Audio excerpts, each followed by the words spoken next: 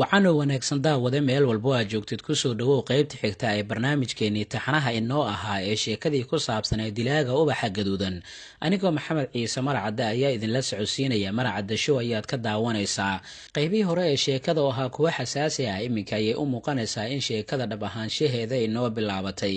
qaybtii hore waxay noo joogtay markii macluumaadka ku saabsan internetka madow iyo arrimo kale ay ka wada hadleen fariid, yaara iyo sidoo kale ninkii daariq ahaa ee wada joogay. qaybtaana waxay ku bilaabanaysaa yaara ayaa markii ugu horreysa hadalka qaadatay oo internetka madow waxay doonaysaa inay u sharaxday ninkii fariid ahaa oo waxay tidhi goobaha uu ka kooban yahay internetka madow waxaa ka mid ah goob lagu magacaabo tufaaxa madow, waana goobta ugu weyn ee lagu wada sheekaysto, sidoo kalena xog walba la isugu gudbiyo. qaybtaani waxaa isugu yimaada aadna ugu badan dilaayaasha iyo sidoo kale gaangeystarada ugu waaweyn caalamka, wuxuuna leeyahay gruubyo ama kooxo badan kuwaasoo la isku weydaarsado sheekooyin iyo khibradaha dilalka la xiriira. sidoo kalena waxaa la isku weydaarsadaa waxyaabo badan oo aanan erayo kusoo koobi karin, caqligaadana uusan suuraysan karin. markii sidaasi yaara ee hadalkeedii ay ku tira waxaa hadalkii qaatay master fariid oo waxa uu weydiiyey su-aal ahayd, laakiin sidee ayay ku dhacday in internetkani madow dowladaha caalamka ay faraag ka qaadaan ama ay xiri kari waayaan? markii su-aashaasi uu weydiiyey fariid waxaa hadalkii qaatay ninkii daariq ahaa oo doonaya inuu wax u sharaxo, waxaana uu yidhi internetka madow ma jiro cid xakamayn karto, sidoo kalena dhammaan dadka isticmaala ma jirta cid garan karta ama xogtooda gaarka adeegsan karta. waxaa goobtaasi adeegsada burcadda wax jabsata, kuwa hubka ka ganacsada, kuwa daroogada ka ganacsada, kuwa xubnaha jirka insaanka ka iibsada dadka kale, iyo kuwa kale oo aad u tiro badan. yacni halkan waxaad ka ogaanaysaa in wax walba oo xumaan ah laga wada helo, balse sida lagu galo aad ayay u adag tahay, waayo si aad u adeegsatid application gaar ah ayaad u baahnaan doontaa, mana ka geli karaysid kuwa caadiga sida Google Chrome-ka, Google-ha, Play Store-ka iyo waxyaabaha la midka ah. markii sidaasi uu yiri ninkii daariq ahaa, mar kale waxaa hadalkii kusoo laabatay yaara oo waxay tidhi fariid, arrintaani way ka weyn tahay, marka warka badan adiga naga daa. intaa markii yaara ay tiri waxaa daariq su-aal uu weydiiyey yaara tallaabada xigta ay qaadi doonaan. markaas ayaa yaara mar kale waxay ku tiri waxaan geli doonaa goobtaasi, kadibna macluumaad muhiim ah oo aanan hayno ayaan si caadi aan uga dhex dhiganaynaa gruubyada dhexdooda ee wada sheekaysanaya. macluumaadkaasi wuxuu noqon doonaa kuwa aanan wax muhiim ah aan u lahayn dadka halkaasi isugu yimid marka laga reebo dilaaga, waayo macluumaadka aan dhigi doono waxay noqon doonaan kuwa dilaaga khuseeya, sidoo kalena uu isaga oo keliya og yahay inay xaqiiqo ay yihiin. markii sidaasi ay tiri yaara waxaa mar kale hadalkii soo kala dhex galay ninkii fariid ahaa oo waxa uu yidhi ma doonayo inaan ku niyajibiyo, balse fikraddii cajiibka ahayd ee aad sheegaysay mataanba oo keliya, tan aniga fikrad ilama ahan, sidoo kalena waa mid dulduleelo lagaa soo geli karaya leh. aan ka bilowna marka hore, maxaan ka ogeysiiyey adiga in dilaaga uu adeegsanayo bartan internetka madow? midda labaad, maxaa ku ogeysiiya in aad heli doonto dilaaga dhabta ah? ilan waxaa jira dad tira badan oo caanimo ku waasha, macquulna ay tahay in dilaaga isku soo ekaysiiyaan ama iska dhigaan. fariid oo u muuqda inuu hadalkiisa ku saxnaa waxaa si goongoon ah ama eegma aana wanaagsaneen u eegta yaara oo waxay tidhi marka hore goobta aan kala hadlaya ma ahan goob dadka juhalada ah isugu yimaadaan. tan labaad, in ka badan 80% dilaayaasha sida taxanaha wax u dila oo gacanta lagu soo dhigay 10kii sano ee ugu dambeeyay waxay adeegsanayeen aaladan internetka madow. midda saddexaad, arrinka si fiican uga fikiro oo isweydiin maxay tahay sababta uu dilaaga ubaxa gaduudan muddo dheer kadib uu dib ugu soo laabtay? maxay tahay sababta u bartilmaameysada amiiradda? wuxuu awooday sida caadada u ahaydba inuu afduubto qof iska caadi ah, balse markaani wuxuu doortay amiiradda waayo wuxuu aad u danaynayaa inuu caan uu noqdo. dilaagani wuxuu ogyahay ciyaartan inay tahay midiisii ugu dambeysay, sidaas aawad wuxuu doonayaa inay noqoto faldambiyadeed aan marnaba la iloobin, waxaana sharad aan ku galayaa haatan inuu la socdo warbixin walba oo isaga laga qoro. fariid ayaa markaasi hadalkii qaatay oo waxa uu yidhi kulli aniga qorshahani mid xigmad ku sallaysan ilama ahan, waxaa ii muuqda dulduleelo badan. intii sidaasay u wada sheekaysanayeen waxaa hadalkii eegaya oo keliya daariq. markaan ayuu hadalkii qaatay oo waxa uu yidhi waa macquul in dulduleelo ay jiraan, balse dhib ma lahan, si fudud ayaa looga tallaabi karayaa. haatan sheeko oo dhan waxay ku xidhan tahay sidaan annaga aan turubkeenna aan u baandhaysanno, warqadaha aan haysanno aan uga faa'iidaysanno. markii sidaasi uu yidhi daariq waxaa hadalkii qaadatay yaara oo waxay tidhi waa sax midaasi, wax walba waxay ku xirantahay sidaan annaga uga faa'iidaysan karno arrintan. Marka hore shabaqeenna ayaan qaab caadi ah u dhigaynaa, weliba hab aysan dadka kale aysan ku baraarugi karin. Marka laga reebo dilaaga, waxaan u hadlaynaa qaab guud, balse waxaan iska dhigaynaa in aan macluumaad badan aan gacantaan ku hayno, annaga oo weliba sheegayno in ka badan inta aan hayno. Xog walba aan haynana hal mar meesha ma wada dhigayno, balse taasi beddelkeeda qayb qayb ayaan u dhigaynaa si aan u hubinno qofka aan raadinayno inuu goobta uu joogo. kadibna hadalkii waxaa qaatay Fariid oo waxa uu yidhi, aniga jaahil baan iska ahaye, ha ii qaban qorshahan, waa mid wanaagsan. intaasi kadib markii hadalkii uu yidhi Fariid, waxaa soo dhacay telefoonkii Yaara. inta ay eegta ayaa waxay ku tiri, Marwaan ayaa wuxuu ii soo diray macluumaad iyo xog ku saabsan labada qofood ee uu Fariid u sawiray, misna xogtooda aan u diray. waxayna ila tahay xogta aan hayno iyo midaan haddii la isku kabo inay nooga filnaan doonto dilaaga inaan gacantan kusoo dhigno. alxaasil qofkii koowaad ee ninka injineerka elektronikada ku takhasusay magaciisa waxaa la yidhaahdaa Waa'il, qofka labaadna waa garanaysaan waxaa lagu magacaabaa Naasir. Fariid ayaa markaasi kadib hadalkii qaatay oo wuxuu yidhi, injineer, qareen iyo macallin, waxay u muuqataa dilaagan in uu ku waalan yahay dadka jagooyinka sare haysta. intaasi kadib Yaara ayaa waxay furtay telefoonkeedii, kadibna waxay bilowday inay gashay internetka madow. iyada oo bilowday habkii ay u geli lahayd, waxay furtay applicationka laga gala internetka madow, iyada oo kadibna u gelisay username iyo password ama barcalaamadeed iyo nambar sireed iyada u gaara. kadibna waxay riixday batoonka laga galo. intaasi kadib waxay si toos ah ugu jeesatay guruubyada wada sheekaysiga ah.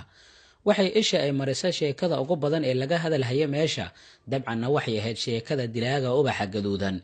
Yaara ayaana markaasi waxay aragtay qolkii wada sheekaysiga ama room chattingkii, kaas oo sita magaca dilaaga ubaxa gaduudan. markaas ayay Fariid iyo Daariq inta ay soo egtay waxay ku tiri qol gaara ayayba magaciisa ay ku sameeyeen. markaas ayay qolkii u jihaysatay iyadoona bilowday inay akhrisato sheekooyinka meesha lagu soo qoray. inta badan sheekada waxay ku saabsaneed dilaaga, iyada oo mid walba oo ka mid ah dadkii qolkaasi ku jiray uu ka hadlayay aragtidiisa ku aadan dilaaga ubaxa gaduudan, balse dadka waxaa ku jira mid ku murmaya inuu isaga u yahay dilaagan, mase jirin cid hadalkiisa ka rumaysanaysay. taasi beddelkiisana hadalkiisa ayaa lagu jeesjeesayay. Fariid ayaa markaasi kadib waxa uu ku yidhi, maxaad sugaysaa? maad adigana meesha aragtidaada aad ku soo bandhigtid oo shabaqadaada aad tuuratid? Yaara ayaa markaasi kadib waxay ugu jawaabtay, sabar yeelo, waayo waqtiga aad shabaqa tuuranaysid waa arrinka ugu muhiimsan. iska gal oo war iska sheeg, iskana soo bax ma ahan sheekada oo dhan, balse waa in aad waqtiga ku habboon aad la eegataa. Yaara in cabaara markii ay sugtay ayaa waxay bilowday in ay shabaqeedii koowaad ay tuurato oo waxay tiri, waxay ila tahay qofka dilay Maariya Saalax inuu yahay qareen. Maariya Saalax waa mid ka mid ah dadkii aan hore uga soo sheekaynay, misna dilaaga ubaxa gaduudan uu dilay, balse necromancy-ga uu sheegay in nin qareen ah laguna magacaabo Naasir uu dilay, sidaan hadda xogta aan ku helnay. Yaara markii intaasi ay qortay kadib qoraalkeedii, laba qof ayaa aragtiyo ka soo dhiibtay, iyaga oo weydiiyey su'aal ahayd, sidee ku ogaatay? yaa kuu sheegay in qareen uu yahay ninka wax dilay? ma jirin qof kale oo tacliiq ka bixiya sheekadooda, ayayna sii wateen. xoogaa ayaana Yaara ay sugtay, haddana waxay soo qortay sidaan, dilaaga dilay Saalax wuxuu ka soo jeedaa magaalada E.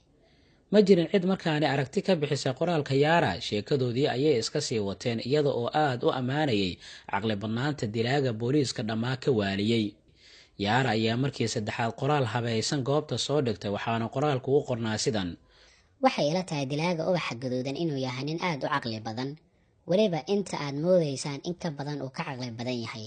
wax walbaana ka hor inta uusan fulinin ayuu sii diyaarsaday. xitaa wuxuu ka sii fikiray suurtagalnimada ugu fudud ee lagu qaban karo inuu ka gaashaanto arrintaasi, waxaana gacan ku dhigistiisa ay ka dhigan tahay mid mustaxiil ah oo xitaa haddii booliiska adeegsadaan sixirka madow aanay soo qaban karaynin. intaasi markii ay qortay kadib ayay qolkii ay dhex dhigtay. markaas ayuu Daariq waxa uu ku yidhi, waa heer sare, balse Fariid ayaa mooday in uu ka yara xumaaday necromancy-ga in sixir lagu magacaabo, isaga oo leh, maxaa kaa hortaagay inaad necromancy aad tidhaahdo? aniga sixiroole ma ahi, waaba necbahay balaayadaas raamaha leh. qoraalkaasi kadib dadka qaar ayaa Yaara hadalkeedii ku waafaqay, halka qaarka kalena ay lahaayeen ma aha ninkani sidaasi oo dhan in loo buunbuuniyo, waayo qofka insaanka ah waa mid caqligiisa caadi uu yahay, marka ma ahan in laga dhiga balaayo cirka ka soo degatay oo kale. Yaara ayaa xoogaa kadib haddana waxay qortay sidan, ninka dilaaga ah waa mid aad u feejigan, waxaana sharad ku galayaa jariimo kasta uu fuliyo inuu weji cusub uu ku fuliyo.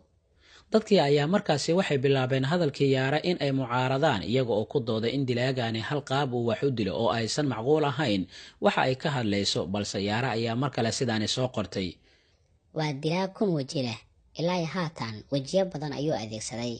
anigana waxaan gacanta ku hayaa haatan mid ka mid ah sawirka wejiyada uu wax ku dilo.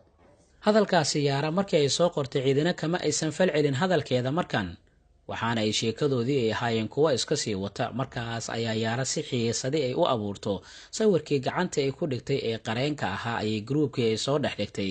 kadibna inta daariq iyo fariid ay ku soo jeesatay ayaa waxay ku tiri, haatan si dhab ah ayaan shabaqayga u tuurtay. fariid ayaana markaasi yaara weydiiyey tallaabada xigta ay qaadi doonaan. markaas ayaa waxay u sheegtay inay sugaan in cabaara. markii muddo nus saac ah ay sugayeen cid la soo xiriirta ayaa markii dambe waxaa la soo xiriiray ruux sheegay inuu yahay dilaaga ubaxa gaduudan, balse yaara ayaana la hadlin. taasi beddelkeedana dileed ayay ka tiri gebigiisaba hadalkiisii. fariid oo la yaaban ayaa markaasi waxau weydiiya su-aal ahayd, maxaa samaysay? dilaagii dhammaa ayaaba ku yimid, maxaad u tirtay? markaas ayaa yaara waxay ku jawaabtay, dilaaga caqligiisa ayaan aqaanaa, marka suurtagal ma ahan hadalkiisa inuu eraya noocaasi oo kale oo ku furfuro. fariid ayaa mar kale hadalkii qaatay oo waxa uu yidhi, laakiin sidee ku ogaata adiga midaasi? yaara ayaa waxay ku jawaabtay, waan ogahay ee shib iska dhe adiga. xoogaa yar kadibna qof kale ayaa la soo hadlay wada sheekaysi qaasa, wuxuuna uu ahaa qof ka dalbanaya inay ka wada hadlaan dilaagan, balse yaara ayaa waxay sheegtay inay wada sheekaysigaasi iska xirayso. qofkii saddexaad ayaa markaasi wada sheekaysi kale oo qaasa ka soo dalbaday, isagoona u soo qoray sidee ku ogaata arrintan. yaara ayaa markaasi waxay ku fikirtay isagana inay iska xirto, balse qoraal kale ayuu u soo raaciyey oo ahaa, muhiim ma ahan inaan hadal isaga dhammayno ka hadalkayga, waayo labadeenna oo keliya ayaa og xogta iyo macluumaadka aad sheegtay inay sax ay yihiin oo aysan ahayn waxaad iska sheegtay. daariq ayaa markaasi inta uu soo booday wuxuu yidhi, waa isaga, waan hubaa ee sheekada la wad. markaasi kadib yaara ayaa ninkii waxay u qortay, ma garanayo waxaad ka hadlayso. fariid ayaa markaasi wuxuu damcay inuu yaara uu la hadlo, balse daariq ayaa ugu baaqay inuu aamusnaan uu muujiyo. kadibna ninkii ayaa soo jawaabay isagoo yidhi, waxay la tahay si dhab ah inaad u og tahay waxaan ka hadlayo.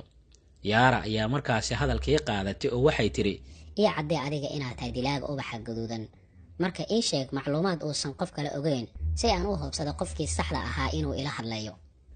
dilaagii ayaa markaasi hadalkiisii ku soo qoray oo wuxuu yidhi, ninka ashraf kamaal ah waxa uu ka shaqeeyaa mid ka mid a xarumaha ganacsiga. fariid ayaa hadalkii qaatay. markaas ayaa wuxuu yidhi, laakiin sidee ku ogaan karnaa waxa uu sheegaya inay xaqiiqo yihiin? yaara ayaa hadalkii ku soo laabatay ee waxay u qortay sidan, waa hagaag, balse waxaan doonayaa xog intaani kasii xeel dheer. dilaaga ayaa markaasi wuxuu ku soo jawaabay, xog noocee ah? yaara ayaa waxay ugu jawaabtay, waad ogtahay xogta aan ka hadlaayo. intaasi kadib dilaagii ayaa haddana waxa uu sheegay qofka uu yahay ninkii dilay amiira nuur, balse intaasi ka hor inta aysan yaara jawaabin, daariq ayaa wuxuu kula taliyay yaara inay tallaabo muhiima ay qaada markaan, isaga oo ku yidhi, waxaan u baahannahay tallaabo kale oo muhiim ah inaan qaadno si aan u xaqiijino ninkan inuu dilaaga u yahay. waana waajib inaan midaasi aan samayno ka hor intuusan ninkaani naga dhuuman. yaara ayaa markaasi kadib waxay u qortay ninkii la hadlayay sidan, waa hagaag, waxaan doonayaa inaad igala hadasho qof agtaada qiimo ka leh, muhiimna kuu ahayd xogteeda inaad isiiso si aan kuu hubsado. dilaagii ayaa markaasi wuxuu soo qoray qoraal ahaa, haddii sidaasi ay tahay adiga macluumaad dhammaystiran ma haysid, waxaadna isku dayaysaa inaad aniga aad isoo jiidato. jawaabtaasi markii dilaaga uu soo qoray in cabaara ayay wada aamuseen, wax lagu jawaabana waa la garan waayey. markaas ayaa fariid waxa uu yidhi, waxay ila tahay inuu naga diday, sidaasna aan ku weynay. balse dilaagii ayaa haddana dhambaal kale soo diray, isaga oo soo diray sawirka naagtii ugu horreysay ee uu dilay ee lagu magacaabaya mufiida, iyo sawirka ninkii dilayba ee injineerka ahaa. waana xog sax ahayd oo yaara iyo daariqba ay ogaayeen. sawiradaas ayuuna dilaaga wuxuu soo raaciyey qoraal kooban oo u qornaa sidan, dilka koowaad mar walba wuu ka soocan yahay kuwii kale. daariq ayaa markaasi kadib wuxuu yidhi, hadda ayaan gacanta aan ku dhignay, waana isaga qofka nala hadlayo, waa dilaaga rasmiga ah. fariid ayaana markaasi wuxuu weydiiyey su-aal ahayd, suurgal ma tahay in la ogaado goobta uu joogo? balse yaara ayaa waxay ku jawaabtay, hore ayaan kugu sheegay inay suurtagal ahayn in la ogaado xogta dadka isticmaalaya internetka madow iyo goobta ay joogaanba, waayo waxaa loo adeegsadaa tiknoolajiyad ay mustaxiil ay tahay in la jabsado oo gudaha loo galo. intaasi kadib dilaagi ayaa soo qoray fariin kale oo waxa uu ku yidhi, haatan waan isku kaa caddeeyey sida aad dalbatayba, haddana markaada ayaa la gaaray iyo xilligii su-aalahayga aad ka jawaabi lahayd. yaara ayaana markaasi dilaaga waxay u qortay sidan: maxaad doonaysaa inaad ogaatid? dilaagi ayaa wuxuu soo qoray su-aashan: sidee ku ogaatay aniga inaan ahay qofka muuqaalkiisa bedela? halkaa ha inoo joogto qaybta xigtaa ee sheekada ku saabsan dilaagii ubaxa gaduudan. sheekadaani anigoo marcadde ayaa idinla socodsiinaya. qaybta xigta intaan ku kulmi doono waxaa idinkaga tegaynaa sidaa iyo nabadgelyo.